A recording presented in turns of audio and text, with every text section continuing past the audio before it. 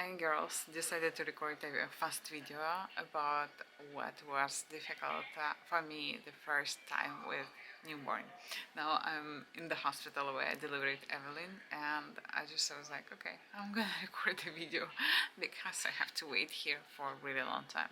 So first, what was difficult is that she was sleeping for a really long time and we had to wake her up to feed, and we were so stressed because we couldn't wake her up. I was so paranoid. I thought that something happened to the kid, but when I was touching her, she's like, don't touch me, mommy. But I was really stressed about that. Second, of course, sleepless nights because you don't have opportunity to sleep at all. You just basically sleep 1 hour, then 2 hours you are awake, or 3 hours you are awake, then again you sleep 1 hour or 2 hours, so maximum you sleep for 3 hours in a row. No, even less. She was eating like every 2 hours. Even sometimes now she's eating every 2 hours. It's pretty exhausting. But I give her formula during the night, so I know approximately that I can give her milk, my milk, at 9 p.m. and then she would wake up at 11. I give her formula and then she will wake up in 3 hours. And then during the night I give her only formula, but it's just we brought her home. I was giving her only breast milk, and this breast milk was digested so fast, and I was a bit questioned what is happening with my milk because she is getting hungry so fast. And then I realized that it's all about breast milk. So when I started to give her formula, with formula she is sleeping fine, and she doesn't want to eat for 3 hours, let's say, swaddling. I didn't know how to swaddle her, and Max was the first one who learned how to swaddle a kid. But for me, it was like, oh my god, what if I'm gonna hurt her? But Max, he taught me because in the hospital I told him, I was like, listen, my brain doesn't work, I don't have power, so you have to learn how to swaddle a kid, and then you will teach me at home. Then what else was? We had to give her vitamin D, and I didn't know how to give her. I knew that only from my friends and from internet. But we had an appointment scheduled with our pediatrician only approximately 5 days later, and he told us that we have to get liquid vitamin D and we have to give her vitamin D. Then we didn't know how to get dressed her, so I was like, okay, is she cold? Is she hot? I didn't know how to check it, and I was always checking her cheeks, her hands, her legs, everything. Breast milk. I didn't know if she's getting enough breast milk, if she's hungry or she is full. I was pretty questioned. Then was this day when we decided to go out with her, and we were not sure if we put her the right way in a car seat. I was so afraid that she would be hurt by those straps, like seat belts, let's say safety belts. But Max was telling me, he was like, no, I checked, and it seems to me that she is safe, and I'm pretty positive about that. But I'm like, oh my god, what if she's gonna be hurt? And still, by now, Max is driving in the front, and I'm sitting in the back because I do care about her neck, because she is falling asleep quite often. She's sleeping like that, or like that, or like that. And I'm just like, okay, if I'm an adult and if I will be sleeping like that for 15 minutes, my neck will hurt me. So I was like, okay, I'll try to make your life more comfortable. So I always hold your head when we are driving. I don't know, you can call me crazy, but I always think about myself. I like comfortable life. You can judge me, but yes, I'm a comfortable person. Let's say I was built for comfort, not for speed, as British say.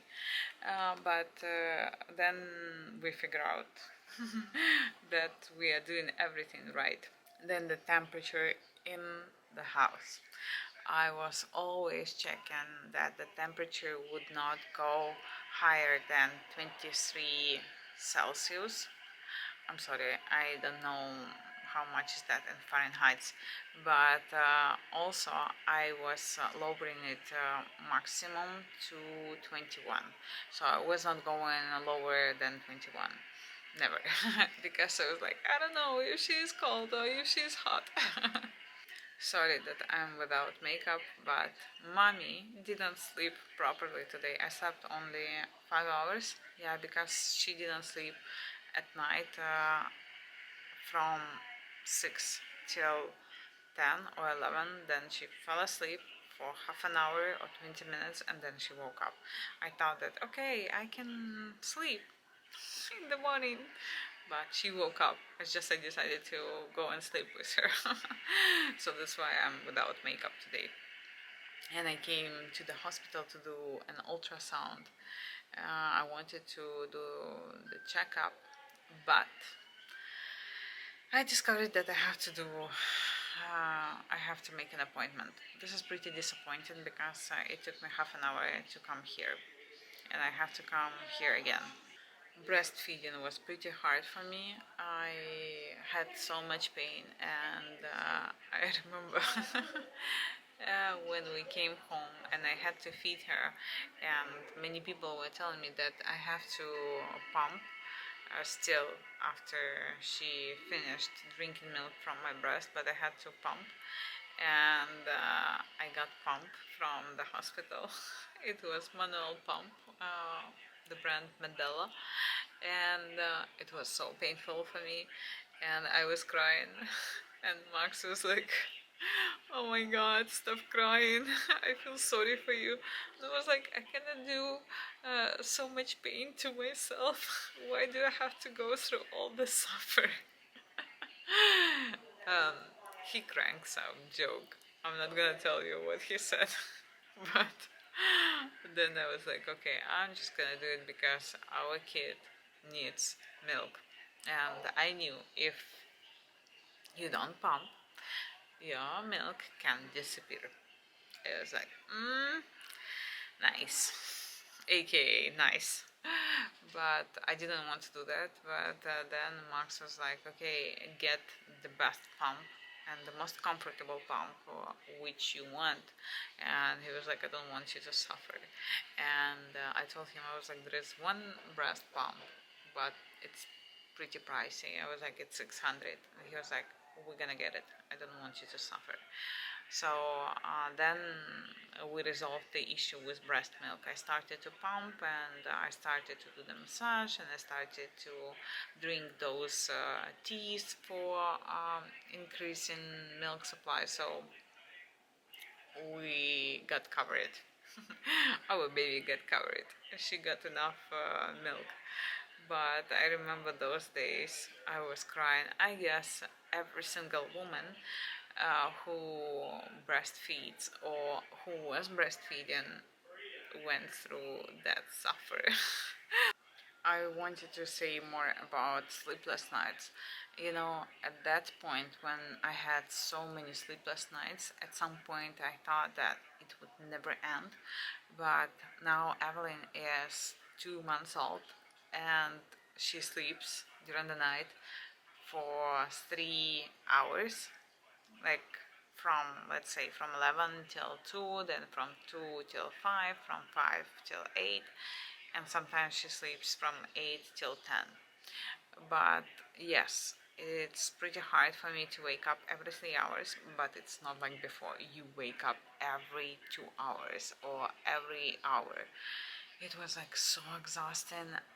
To be honest, I was pretty mad woman, and at 5 o'clock my battery was dying, and I was pretty uh, I was fighting a lot with Max, and he was like, "Okay, calm down. I didn't do anything," but I was like, "I'm just so tired," and I was like fighting with him. You didn't change the diaper right on time. He was like, "No, I did that." And I was like, "No, I saw it. You didn't do it." Like now, when I remember that, it was like so weird. Now it's weird. We're just like, now she has a wet diaper. For example, I just feed her and she has wet diaper, and we were like, okay, we're gonna change it in the next 5 minutes. But before, I'm like, oh my god, you need to change the diaper right away. Oh my god, she feels discomfortable with these diapers. Now it sounds so funny. And then I was like, okay, you put that onesie. She doesn't like it. I don't know. Was I reasonable or not? I remember it one last thing. You know, she was crying a lot. And I didn't know why she was crying. And I used to take her from her crib and I used to hold her, I used to hug her. But now I'm harvesting some very interesting thing. Now she sleeps only on my chest. She doesn't want to sleep in the crib. But I feel so happy that she's always hugging me. But still, it was pretty hard for me, very first 2 weeks, because she was crying and I didn't know what she wants. If she's hungry, if she has some gas in her stomach, or she doesn't like the light, she doesn't like room temperature. I don't know, but it was pretty funny because I was like so paranoid. Now I know what she wants. Every second I know what she wants. I remember when she had gas in her stomach, I was crying like crazy. You even cannot imagine. Max was very tough with me. He was like, "Get out from the room." I'm like, "I cannot. I feel so bad for her."